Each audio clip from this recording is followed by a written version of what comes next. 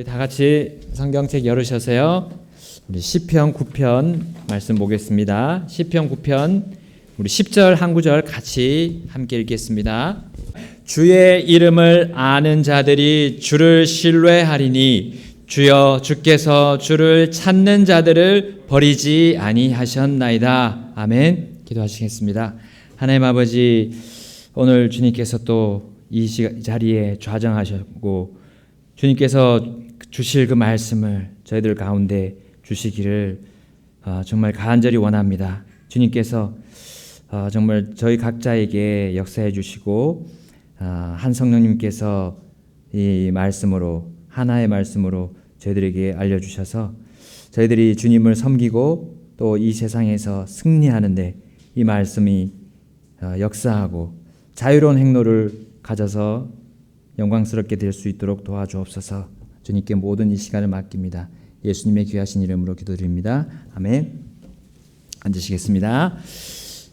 오늘 다윗이 하나님을 찬양하는 장면을 우리 보고 있습니다. 9편을 통해서 자신의 온 마음으로 주를 찬양한다 했습니다. 여러분, 찬양이란 말이 어떤 의미입니까? 높인다는 의미죠. 그래서 우리가 찬송을 부른다 할 때 그 찬송은 이 찬양의 일부분일 뿐입니다. 찬송은 찬양과 다른 거죠. 그러니까 찬양의 큰 테두리 안에 그 부분 안에 한 부분을 차지하는 게 우리가 노래로 찬양하는 이 찬송입니다. 그래서 특히 다윗의 찬양은 그의 일상이었습니다. 우리 시편을 통해서 다윗을 지금 쭉 보고 있지만, 다윗의 모습을 보고 있지만 그의 생활이 찬양이었습니다. 찬양. 다윗의 실제 삶에는 높이는 일들로 다 채워져 있어요. 자, 무엇을 하든지, 그 다윗이 무엇을 하든지, 어디를 가든지, 그리고 어떤 상황을 만나든지 그는 찬양했습니다. 그리고 그의 찬양의 대상은 오직 주님이셨죠. 주님이었습니다. 찬양의 대상이 사람일 수가 없습니다. 우리 지난 8편을 통해서 사람은 찬양 받을 수 있을 만한 자격이 없음을 우리는 너무나 잘 확인했고 확신했습니다. 그리고 시편 9편은 다윗이 주님의 무엇을 가지고 무엇 때문에 찬양했는지 그 모습, 그것들을 다 보여주고 있어요. 우리에게 또한 가르쳐주고 있습니다. 첫 번째, 바로 다윗이 찬양한 주님에 대한 것은 바로 주님께서 하신 일들이었어요. 자, 1절, 9편 1절과 11절을 우리 다 같이 함께 읽어보겠습니다. 1절 먼저 읽겠습니다. 시작. 오 주여, 내가 온 마음으로 주를 찬양하오며 주의 모든 놀라운 일들을 전하리이다. 아멘. 11절입니다. 시온에 거하시는 주께 노래로 찬양을 드리며 그분의 행사들을 백성 가운데 밝히 알릴지어다. 아멘. 자, 우리 주님께서 하신 일들은 보통 일이 아니었습니다. 보통 일이 아니었어요. 사람으로서 행할 수 없는 일을, 없는 그분의 일을, 주님의 일을 찬양했어요. 특히 다윗은 주님께서 시온에 거하시는 동안에 하셨던 일을 노래로 높였던 겁니다. 자, 이 다윗이 처음 왕위를 받았던 곳이 헤브론이었습니다. 이제 헤브론에 그가 딱 통치 장소를 결정하고 첫 정복에 나섰습니다. 자, 그곳이 바로 시온이었어요. 시온. 자, 시온은 바로 우리가 잘 알고 있는 예루살렘을 뜻합니다. 예루살렘. 자, 거기는 예루살렘은 어땠습니까? 역사적으로 요새였어요. 요새. 그러니까 다른 외부 민족이 쉽게 점령할 수 없는 아주 천혜의 요새였어요. 그래서 우리 다윗이 그 시온 천혜의 요새 지역을 점령했던 장면을 우리 한번 역대상 11장 4절부터 9절 말씀을 가서 한번 보겠어요. 우리 역대상을 가서 다윗과 온 이스라엘이 예루살렘 곧 여부스에 갔는데 그 땅의 거주민 여부스 족속이 거기 있었더라. 여부스 거주민들이 다윗에게 이르되 내가 여기로 들어오지 못하리라 하였음에도 불구하고 다윗이 시온 성체를 빼앗았는데 그것이 곧 다윗의 도시니라. 다윗이 이르기를 누구든지 먼저 여부수 족속을 치는 자는 우두머리와 대장이 되리라 하였더니 이에 스루야의 아들 요압이 먼저 올라갔으므로 우두머리가 되었더라. 자, 7절 다윗이 그 성체에 거하였으므로 그들이 그것을 다윗의 도시라 불렀더라. 그가 돌아가며 밀로에서부터 사방으로 그 도시를 세우고 그 도시의 남은 부분은 요압이 보수하였더라. 9절 같이 읽겠습니다. 만군의 주께서 다윗과 함께 계셨으므로 이처럼 그가 점점 더 창대하게 되었더라. 아멘. 자, 시온이 다윗의 도시가 된 후로, 그리고 시온이 다윗의 집이 된 후로 다윗은 자신의 그 집에 다른 존재나 다른 사람이나 다른 것이 아닌 바로 주 하나님께서 거하시기를 간절히 원했어요. 갈망했습니다. 그래서 다윗이 처음에 한 게 무엇입니까? 이제 시온을 점령한 뒤에 도시로 이렇게 세우고 난 뒤에 보수하고 난 뒤에 그는 하나님의 궤를 그 시온으로 옮겨 오려고 마음먹었고 실행에 옮겼어요. 그런데 처음에는 정하신 방법대로 하지 않았어요. 하나님이 정하신 방법대로 하지 않음으로 인해서 우사가 하나님의 궤를 딱 손을 잡는 순간 죽어서 나가 떨어졌잖아요. 그래서 어떻게 됐습니까? 다윗이 두려워가지고 이제 오베데돔의 집에다가 그 주님의 궤를 놔뒀어요.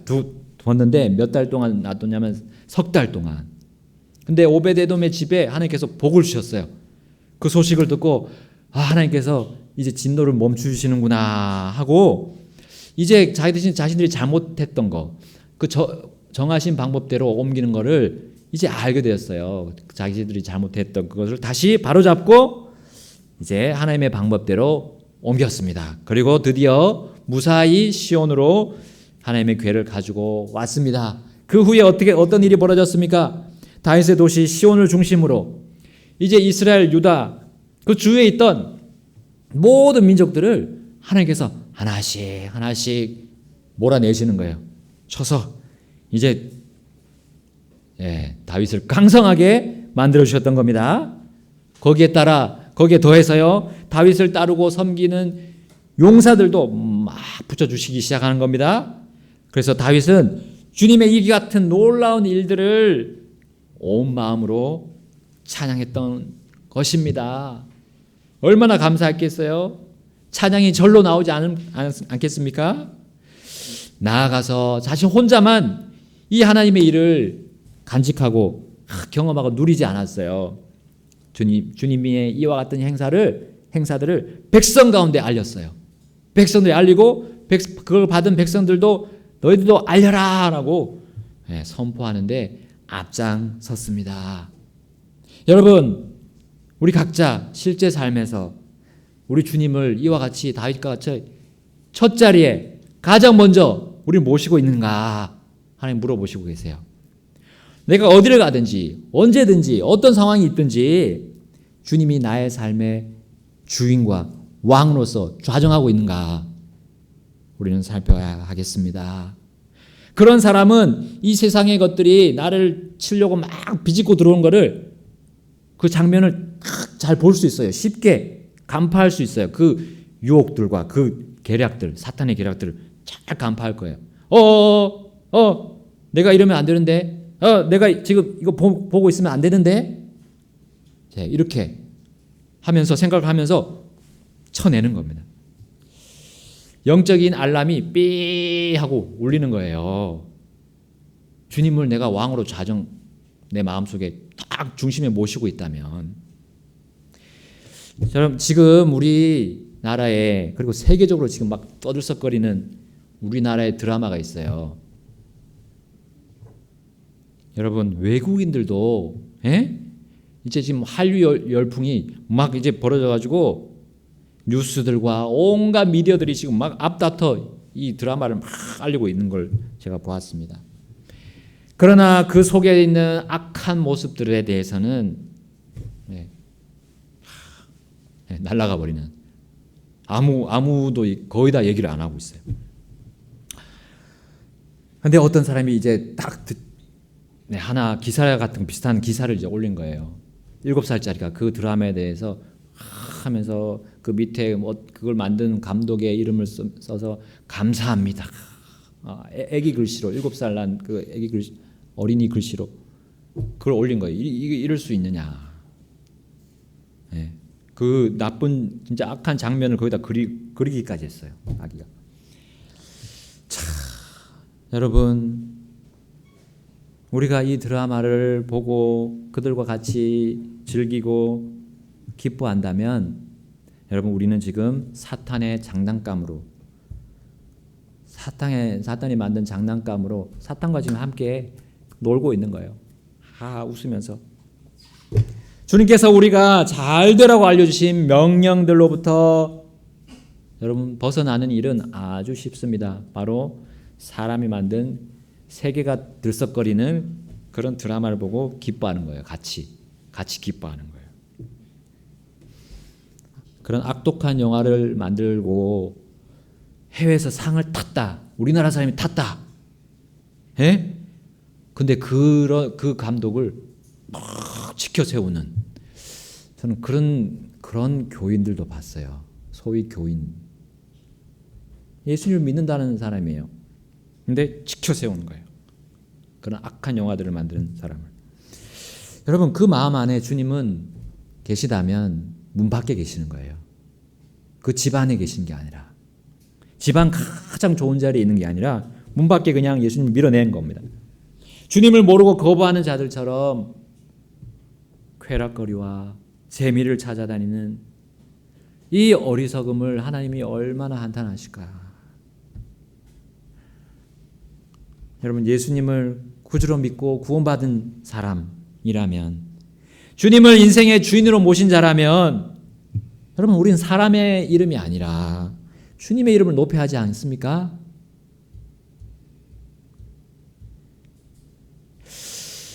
여러분 자신의 도시이자 집이 된 그 시온, 이 다윗의 도시 시온의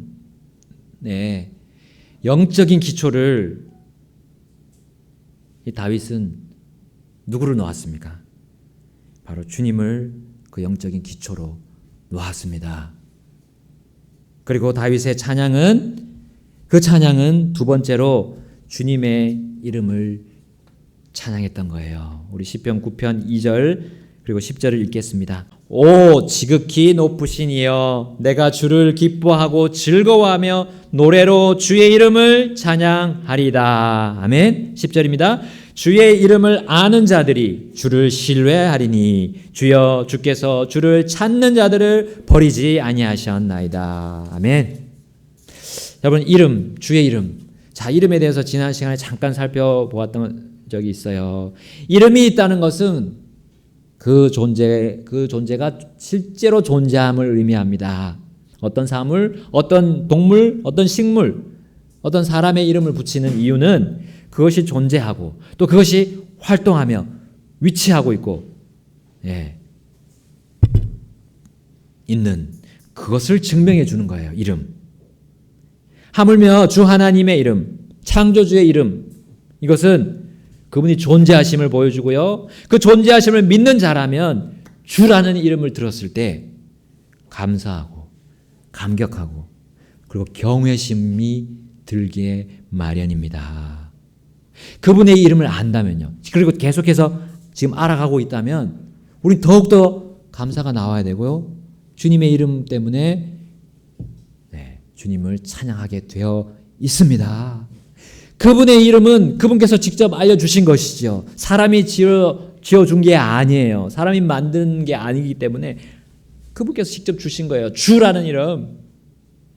그는 주의 이름을, 이 다신 주의 이름을 찬양했고 그 안에 있는, 그 이름 안에 있는 권능과 역사하심에 대해서 찬양했던 겁니다. 오 지극히 높으신 이여 라고 했어요. 오 지극히 높으신 이여 내가 주의 이름을 찬양하리이다 하고 찬양했어요. 지극히 높으신 주님의 이름은 또한 우리 주 예수 그리스도의 이름입니다. 그리스도라는 이름 그리고 예수라는 이름 주라는 이름이 이 세계가 중심이 되는 이름이에요. 하나님의 그 중심이 되는 이름. 근데 어떤 사람들은 예수님의 이름을 말하면서도 믿는다고 하면서도 매우 그 예수님의 이름, 이 주의 이름 중에 아주 조금만 이용하는 사람들이 있어요. 조금만 적용하는 사람들이 있어요. 여러분, 우리 각 나라의 그 가난한 어린이들을 돕는 자선단체가 있습니다. 그런데 그들이 주의 모든 이름을 말하지 않고 단편적인 하나 이름만 얘기하는 거예요. 예수님은 가난한 자들을 베풀고 돕는 그런 이름으로만 부각시키는 거예요.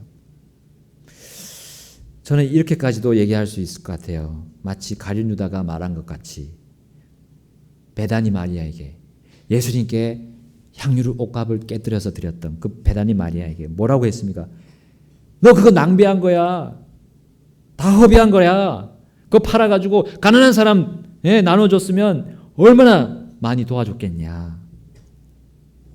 라고 했던, 저는 그런 위선에 가까운 모습을 제가 목격을 했어요. 제가 왜 이렇게까지 얘기하는가? 가난한 어린이들 도와주는 게 뭐 그렇게 나쁜 일인가? 왜냐하면 그들은 주님의 이름을 모른 채 함부로 주님의 이름을 부르고 있기 때문입니다. 제가 자선 행사로 그 단체가 자선 행사로 달리기 대회를 하는 거를 이렇게 들어가 봤어요. 제가 요즘에 달리기 한다고 좀 이렇게 봤던 게 있는데, 많은 사람이 참여하도록 일단 많은 사람 참여하는 목적으로 어떤 기념품을 하나 거기에 같이 넣었어요. 달리기 참여하는 사람들에게 주겠다고. 타투 스티커. 거기 공식적으로 이름이 이렇게 나와 있어요. 타투 스티커. 타투란 말을 자랑스럽게 이렇게 쓸 수 있는가? 여러분, 요즘에 타투가 참 대중화된 것 같아요. 대중적으로. 그것에 부응하지 않았을까 저는 생각했습니다. 그 스티커 그냥 몸에 붙였다가 떼는 거고, 떼지고, 그 그림과 그 글이 뭐 이상한 주술적인 의미를 붙이는 것도 아니고, 그 대회를 그냥 상징하는 건데, 뭐, 그거 가지고 그렇게 따질 게 됩니까? 여러분, 주님께서 말씀하셨어요. 악의 모든 모양을 삼가라. 악의 모든 모양이랬어요. 모양. 문신을 따라하는 거잖아요. 사실 바디 페인팅이라고 하는 이렇게 응원단이 막 이렇게 하는 거 있잖아요. 그것도 좋지 않습니다.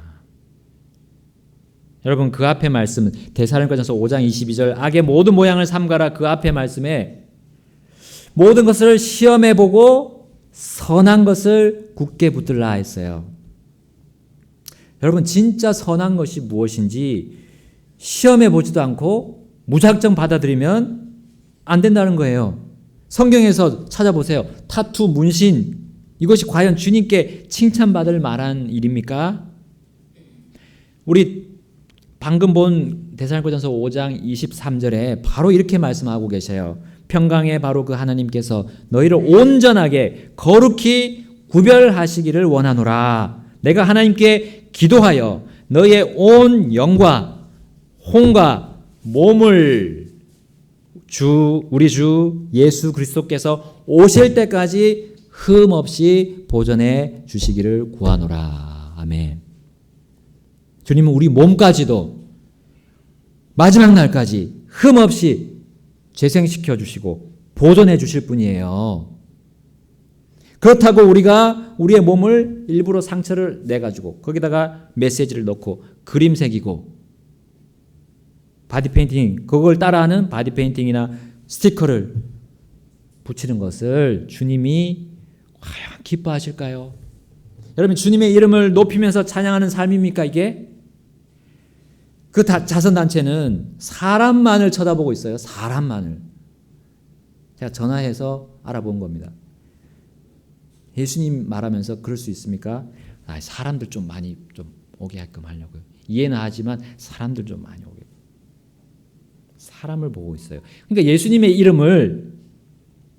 가운데 그냥 사람의 아들 그것만 적용하는 것 같아요.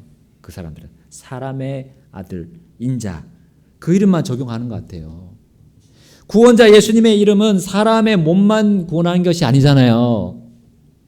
혼과 영까지도 다 우리는 살펴야 하는 거 아닙니까? 사람의 육체적인 필요만 채우시는 분으로 그들은 예수님의 이름을 도용하고 있어요. 이용하고 있고 오용하고 있습니다. 이렇다면 예수님이 뭐와 같습니까? 알라딘의 이야기에 나오는 주전자 안에 들어갔다 나왔다 문지르면 나갔다가 또 들어갔다 문지르면 나갔다 뭐 주고 하는 원하는 걸 주는 진이죠. 진이 똑같아요. 예수님이 똑같이 그렇게 보고 있어요.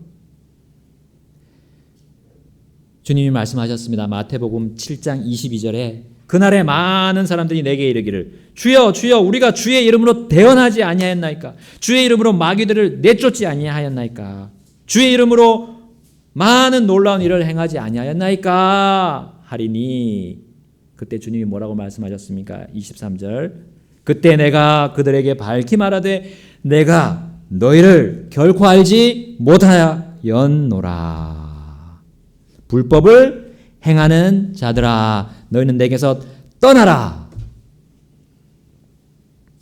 예수님은 사람의 아들이라는 이름만을 갖고 계시지 않잖아요. 하나님의 아들의 이름도 갖고 계시는 겁니다. 하나님의 이름.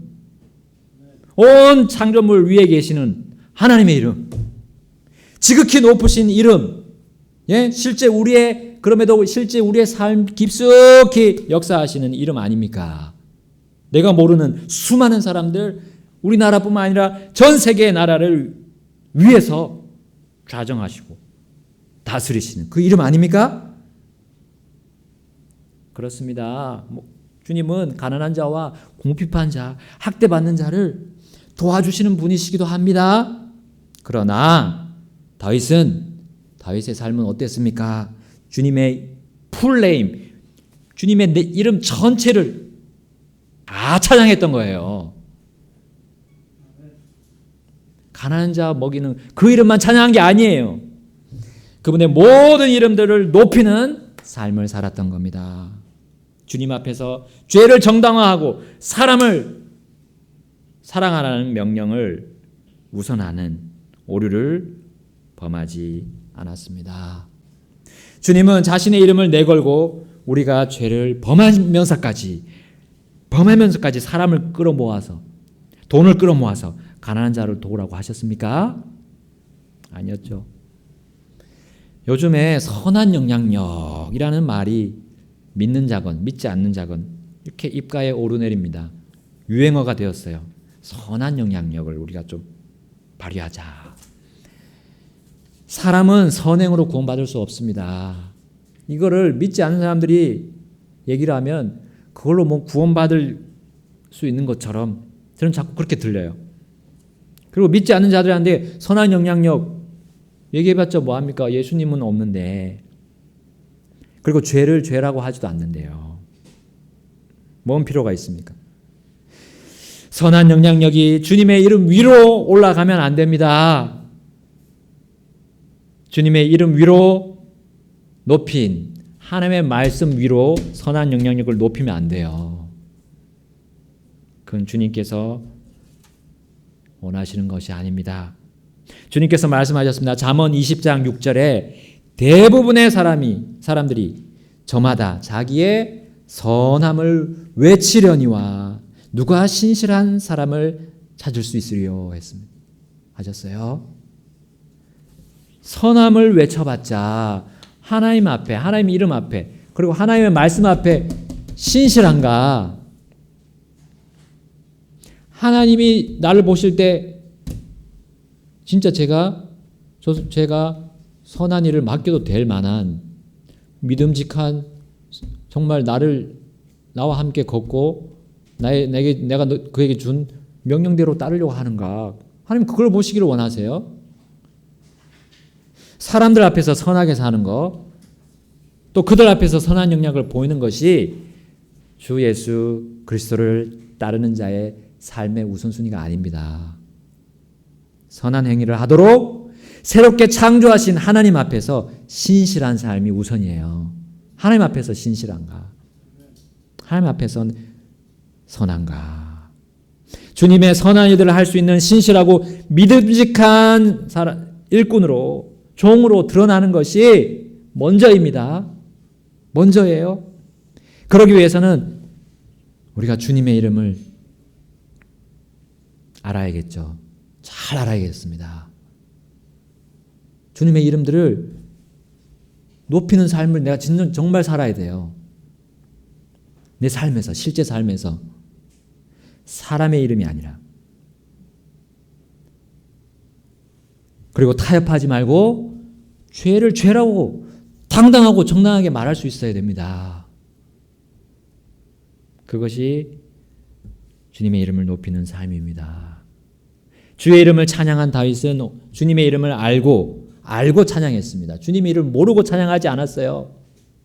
그럼 앞에 올바르게 되는 것이 그의 삶의 우선이었습니다.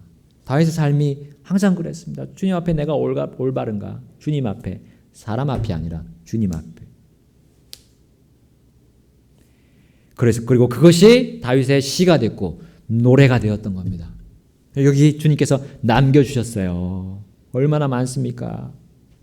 시편에. 그러나 주의 이름을 모르거나 혹은 거부한 채 찬양하는 경우가 있음을 우리는 앞에서 그 자선단체 예를 통해서 보았습니다.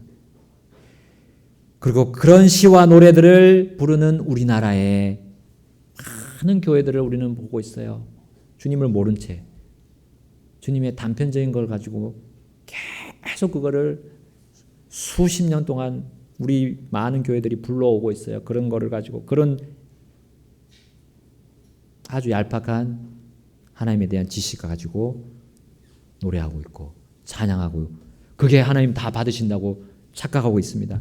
대형 교회들 또한 그렇습니다. 과거 수십 년 전부터 우리는 이런 그들의 찬양의 모습, 예배의 모습, 경배의 모습을 보고 있어요.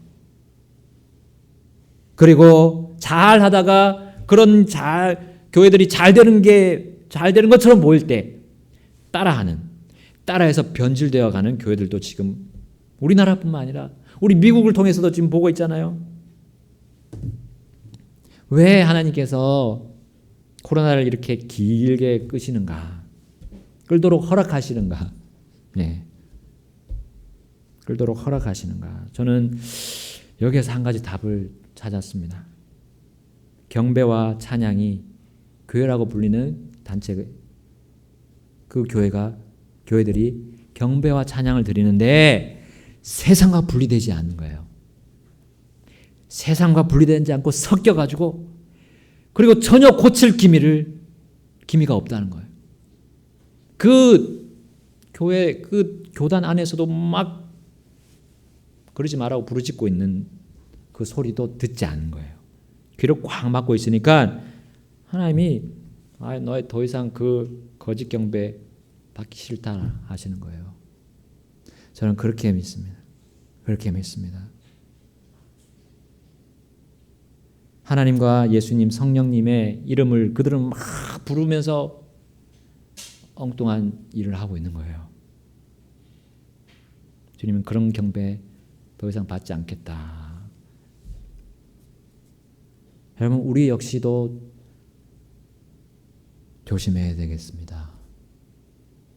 내가 정말 몸만 교회당에 앉아 있고 몸만 성령 앞에 앉아 있다면 주님은 그 시간을 역겨워하십니다.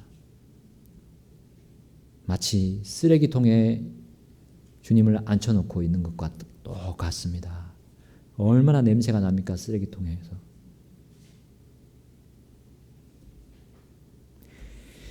우리는 주님의 이름을 알아야 됩니다. 주님의 이름이 어떤 이름인가? 여러분, 성경에서 알다라는 단어는 지식적으로만 아는 게 아니죠. 아담이 이브를 알았다라는 말씀처럼 그 뒤에 알게 되고 가인과 아벨을 낳았어요. 관계를 의미합니다. 관계. 사랑과 애착을 가지고 교제하는 의미가 바로 안다라는 단어예요. 성경에 안다. 즉 주님의 이름과 상관하고 그 이름이 내 실제 삶에서 드러나는 거예요. 드러나는 거. 드러나야 돼요. 주님이 날 통해서 보여줘야 되죠. 나는 내 안에서 예수님 보았다라는 그 찬송이 있잖아요. 나는 내 안에서 예수님 보았네. 예, 그겁니다. 주님의 이름이 그렇게 되면 주님의 이름이 날로 새롭게 되는 거예요. 옛날에 주님이 지금 또 더 풍성하게 나에게 막 다가오는 겁니다. 매일매일 순간 교제하니까 주님과. 내가 생각하는 주님이 다가 아니라는 거 우리 인정해야 돼요. 내가 아는 하나님 다 아니에요. 내가 구원받았을 때 그 주님이 여전히 지금 똑같은 그 하나님 주님 아니라는 거예요. 나이 먹으면 먹을수록 주님과 계속 교제하면 할수록 주님의 이름은 날로 새로워져야 하는 것이 맞는 겁니다. 찬송 있잖아요. 내 주께 나의 모든 마음이 날로 끌리니. 예? 그 찬송 있잖아요. 저 황금빛과 아침 햇빛보다 빛나네. 내 모든 소원 주님 안에 숨겨 있으니 내 주의 이름 이전보다 더욱 귀하네. 아멘. 내 주의 이름 이전보다 더 귀하게 계속 새롭게 다가와야 되는 것이 우리가 주님의 이름을 지금 알고 있고 계속 알아가는 겁니다. 그런 사람의 경배는 계속 새로운 거예요. 바른 거고요. 계속 바른 거고. 그러면 다윗처럼 우리는 주님의 이름을 알므로 인해 놀라운 권능을 얻게 되는데 그것을 우리 본문 10절 시편 9편 10절 상반절에서 말씀하고 있습니다. 시편 9편 10절 상반절 주의 이름을 아는 자들이 뭘 한다고요? 주를 신뢰하리니. 여러분 주님을 신뢰하는 것 그것이 그냥 되는 게 아니라는 겁니다. 그냥 되는 게 아니에요. 주님과 함께 동행하고 교제하고 그 주님의 이름을 계속해서 알아가는 거예요. 그 사람이 주님을 신뢰할 수 있다는 거예요. 아무나 신뢰할 수 있는 것이 아니라는 겁니다. 사람의 힘으로 신뢰할 수 있는 것이 아니에요. 노력으로. 그가 얻은 유익들, 바로 이 다윗이 얻은 유익들을 그 주의 이름을 알면서 얻은 유익들, 그리고 그 주를 신뢰함으로 얻은 유익들이 얼마나 큰지 우리 지난 시편 1편에서 8편까지만 봐도 많이 우리는 볼 수 있었어요. 다윗의 가정 안에서부터 그가 다스린 그 이스라엘 민족까지 그가 주를 신뢰한 삶을 통해 얼마나 많은 유익을 받았습니까?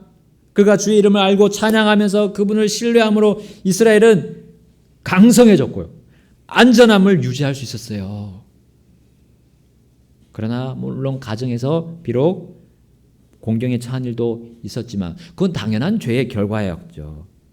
그러나 그의 아들 솔로몬의 시대가 태평성대 할 수 있도록 그가 주님을 신뢰하게 하였기 때문에 그 기초가 단단히 다져졌던 겁니다. 겉사람의 풍요로움을 말하는 게 아니에요. 이 태평성대가 겉사람의 풍요로움만을 말하는 것이 아닙니다.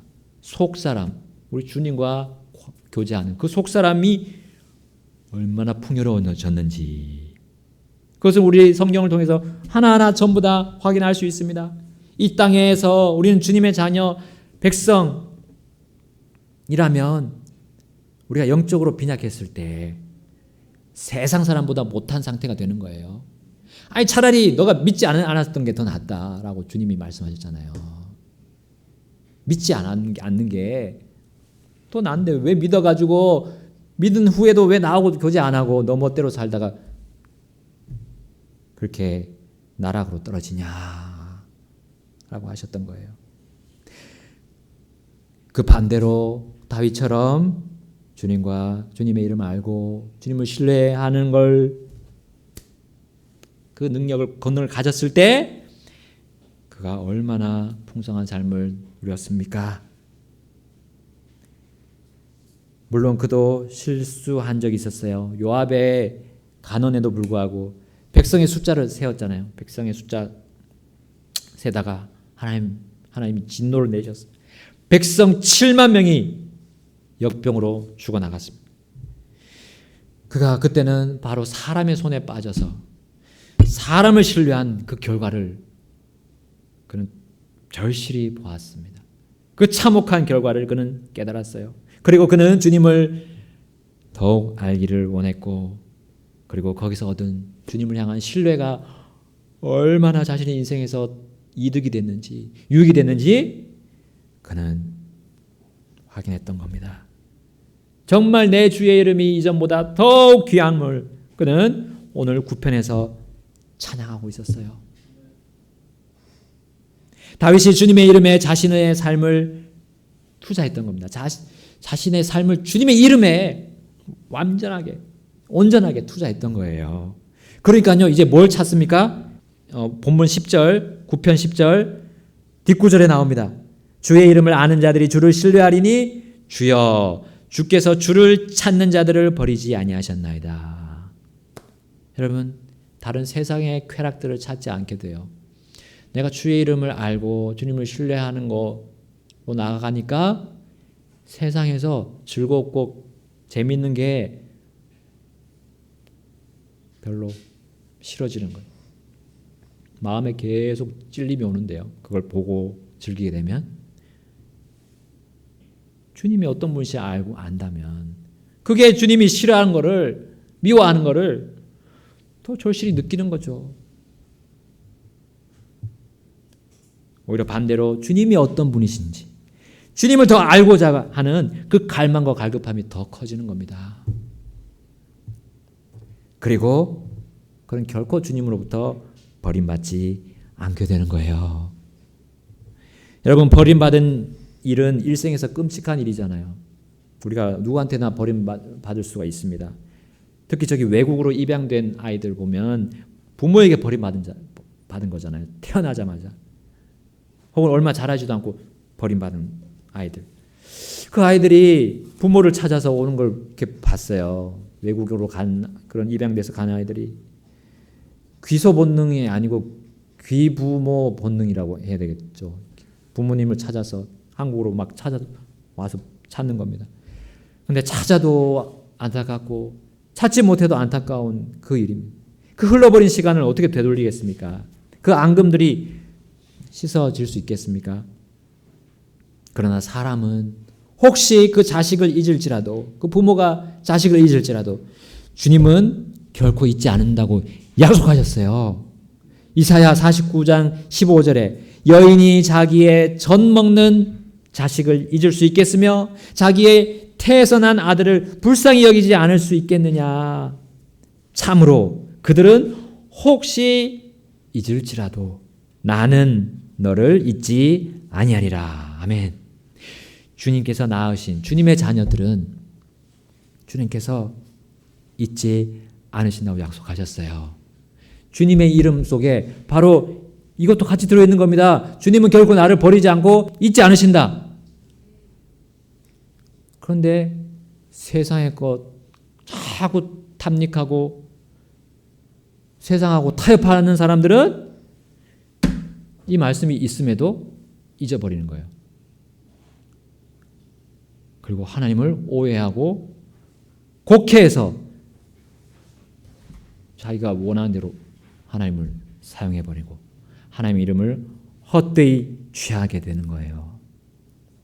우리 하나님의 아들, 하나님의 이름을 아는 것을 우리는 정말 귀한 것으로 받아들입시다. 내 삶에서 주님과 동행하고 교제하는 게 이제 얼마나 귀하신 건가.